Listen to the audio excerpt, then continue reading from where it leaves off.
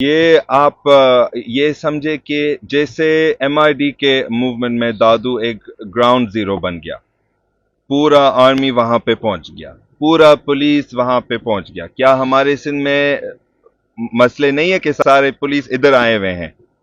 کس چیز کے لیے آئے ہوئے ہیں؟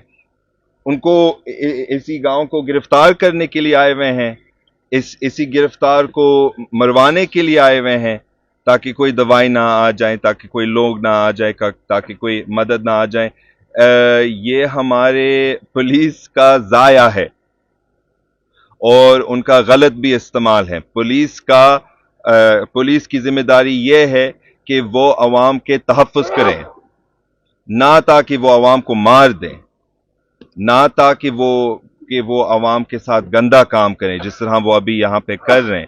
پولیس کا کام ہے ہمیں تحفظ رکھنا، اور اب انہوں نے یہ ذمہ داری اٹھایا کہ وہ امیروں کے خیال رکھیں گے، عہدیداروں کے خیال رکھیں گے، عہدیداروں کے تحفظ کریں گے ان کے بڑے بڑے محلوں میں، اور غریبوں کے اوپر ظلم کریں گے، فائرنگ کریں گے، ماریں گے بھی، ان کو شہید بھی بنائیں گے.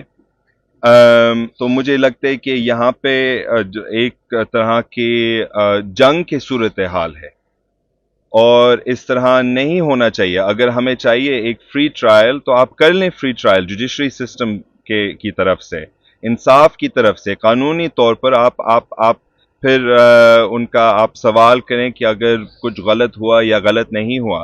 جس طرح وہ کر رہے ہیں یہاں پہ، یہ تو کوئی ڈیموکریسی نہیں ہے، یہ تو کوئی قانون نہیں ہے، اور یہ ایک طرح کی دہشت گردی ہے.